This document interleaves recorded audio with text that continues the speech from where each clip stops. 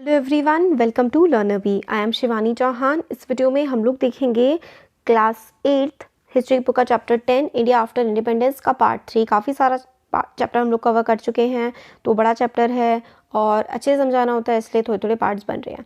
तो यहाँ से हम लोग स्टार्ट करते हैं। यहाँ तक हम लोग कवर कर चुके हैं the search for independent foreign policy.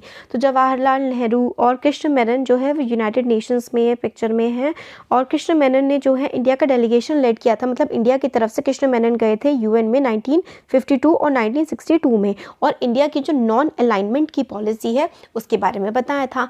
देखिए, अलाइन होने का मतलब होता है किसी की तरफ झुकाव रखना, नॉन अलाइनमेंट का मतलब होता है कि हम किसी की तरफ झुकाव नहीं रखते हैं, हम अपनी खुद की इंडिपेंडेंट फॉरेन पॉलिसी, हम लोग के देश के लिए और सबके लिए जो सही होगा उसी तरीके की फॉरेन पॉलिसी हम फॉलो करेंगे। फॉरेन पॉलिसी क्या होती है? तो देखिए, फॉरेन पॉलिसी का मतलब है जैसे कि इंडिया है, इंडिया का दूसरे दुनिया के बाकी सारे देशों के साथ कैसे रिलेशंस होंगे वो फॉरेन पॉलिसी में आता है। अब the search for independent foreign policy, तो इंडिपेंडेंट फॉरेन पॉलिसी की सर्च में मतलब क्या है? इंडिया को फ्रीडम मिली थी काफ़ी ज़्यादा डिवास्टेशंस के बाद। जो सेकेंड वर्ल्ड वॉर हुआ था, सेकेंड वर्ल्ड वॉर के बाद दुनिया में काफ़ी कुछ खराब है ना, गलत सलत। सेकेंड वर्ल्ड वॉर में काफ़ी ज़्यादा लोग मरे थे और काफ़ी ज़्यादा तबाही मची थी पूरी दुनिया में। तो उसके बाद ही इंडिया को मिली थी इंडिपेंडेंस।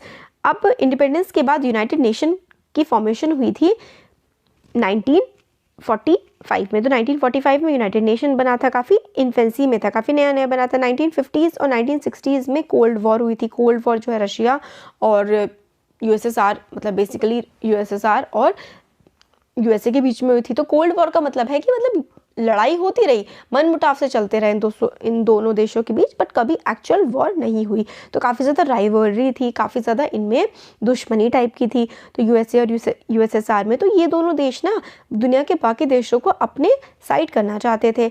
अब हमारे इंडिया और इंडिया जैसे बहुत सारे छोटे देश थे, मतलब इंडिया तो काफ़ी बड़ा देश है, इंडिया जैसे और भी बहुत सारे देश थे जो नए नए आज़ाद हुए थे। अब वो फिर से यूएसए और यूएसएसआर के कंट्रोल में नहीं आना चाहते थे।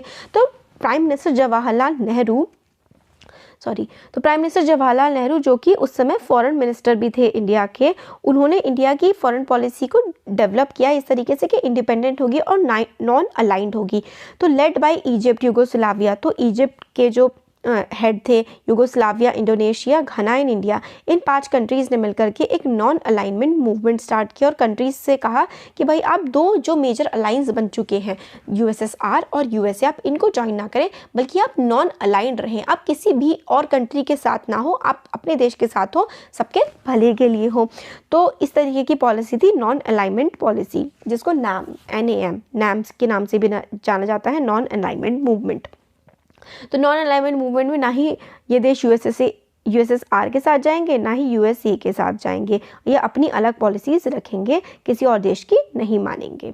तो यही थी कि भाई आइसोलेशन की पॉलिसी, कि भाई हम लोग आप लोगों से अलग हैं, न्यूट्रल हैं, आप लोग लड़ाई झगड़े करें, हम जो सही होगा उसकी तरफ ही सिर्फ और सिर्फ बोलेंगे। तो इंडिया भी नॉन अलाइन्ड मूवमेंट का पार्ट था और एक तरीके से हेड था, और काफ़ी सारे mediating role in mediating between American and Soviet alliances. तो काफ़ी सारे जो अमेरिका के अलाइंस थे और सोवियत यूनियन के अलाइंस थे, मतलब उन कुछ देश जो इन दोनों देशों के साथ थे, उनके बीच में मीडिएशन, सुलह करवाने का काम भी इंडिया ने किया था। तो कोल्ड वॉर के टाइम पर काफ़ी सारे देशों में वॉर्स भी हुई थी, जो कि डायरेक्टली यूएसए और यूएसएसआर के बीच में नहीं हुई थी, बल्कि काफ़ी सारे अलग अलग देशों के बीच में हुई थी।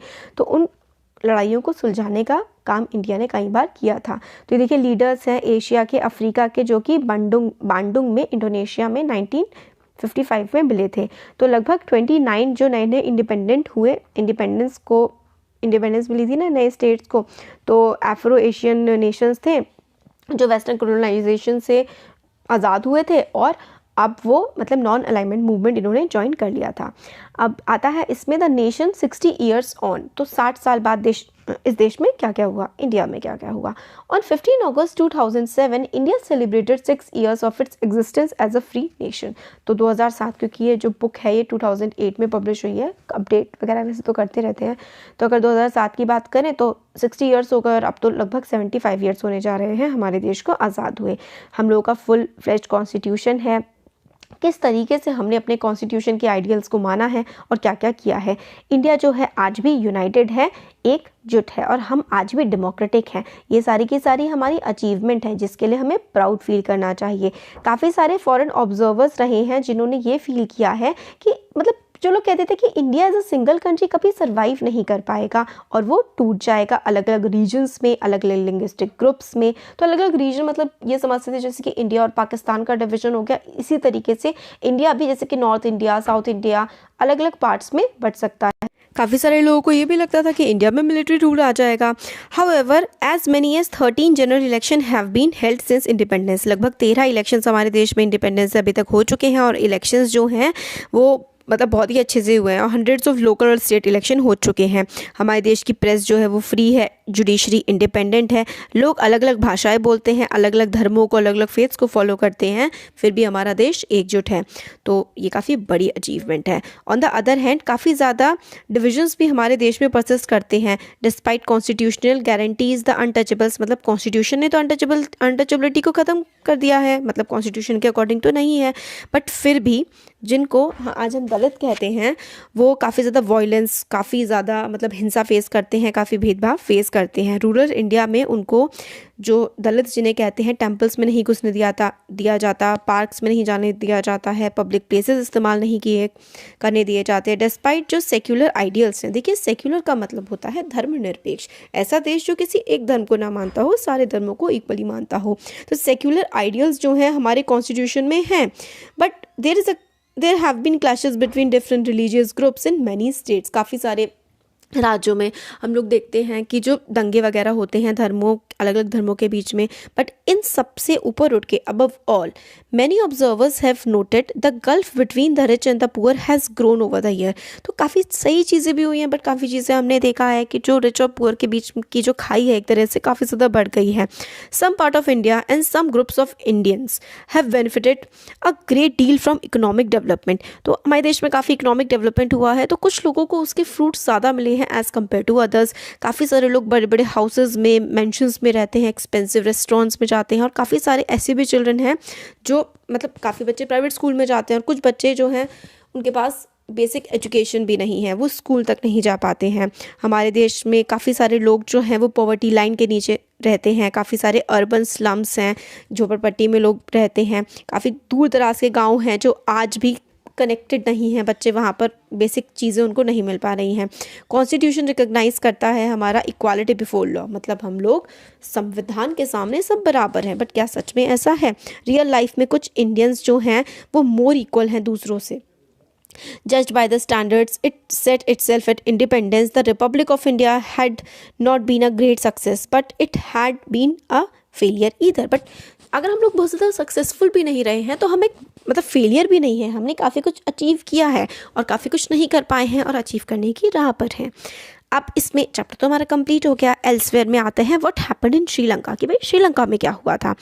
1956 में the year the states of India were recognized on the basis of language, the Parliament of Sri Lanka, the Ceylon था पहले श्रीलंका का नाम, अब श्रीलंका है, पहले सिलोन कहते थे उसे। उन्होंने 1956 में एक एक्ट लेकर के आए जिसमें सिन्हाला को इकलौती ऑफिशियल लैंग्वेज उन्होंने बना दिया। तो इंडिया में तो बहुत सारी लैंग्वेजेस हैं और 2 ऑफिशियल लैंग्वेजेस, काफ़ी सारी 21 ऑफिशियल लैंग्वेज है हमारे देश में, 21 है 22 है, सॉरी यार, है ना। तो सिन्हाला जो है उन्होंने, श्रीलंका ने बना दिया कि सिर्फ और सिर्फ सिन्हाला ही वहाँ की श्रीलंका की ऑफिशियल लैंग्वेज होगी।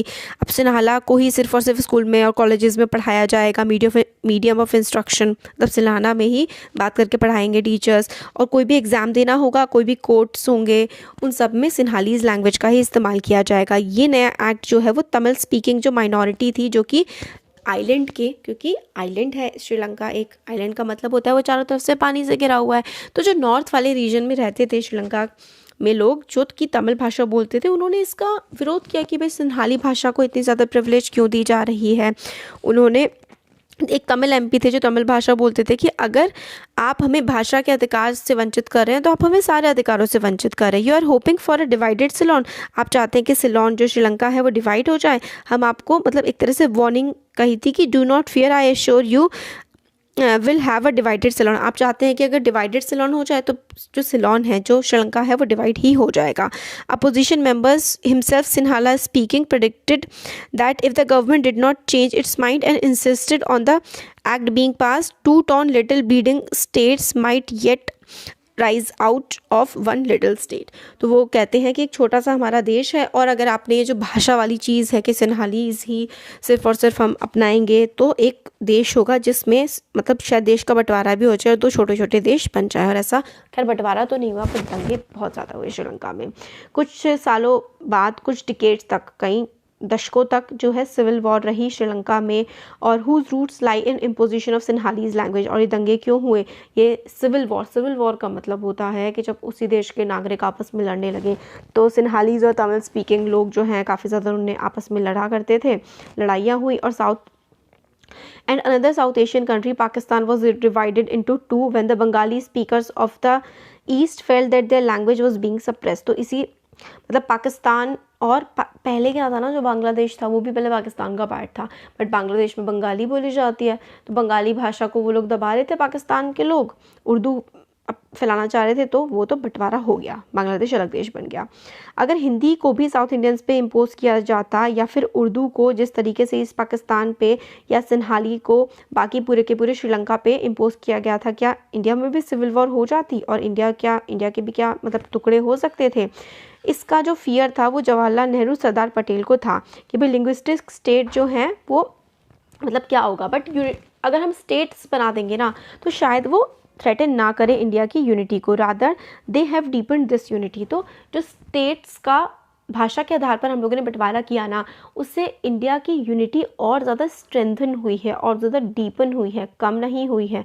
Once the fear of one's language being suppressed had gone, the different linguistic group had been content to live as a part of larger nation called India.